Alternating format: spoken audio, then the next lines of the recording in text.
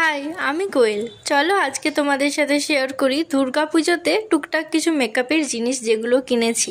তো প্রথমেই এই নাইকার ফাউন্ডেশনটা নিয়েছিলাম। এটা কিন্তু আমি ফার্স্ট টাইমই ট্রাই করব।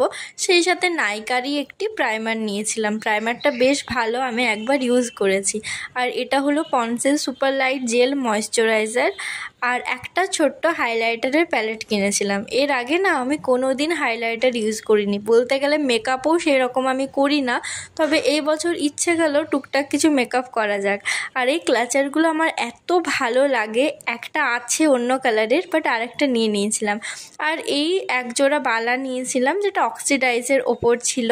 আর এই ব্রাশটা নিয়েছিলাম হাইলাইটারটা লাগানোর জন্য। আর এখানে একটা নিয়েছিলাম সুইস বিউটির মেকআপ ফিক্সার। এর আগে না আমি কোনো মেকআপ ফিক্সারও ইউজ করিনি, এটা দেখি কেমন আছে। আর এই ছোট্ট একটা ইয়াররিং নিয়েছিলাম, এটা প্রায় ঝুমকো টাইপেরই বলতে পারো।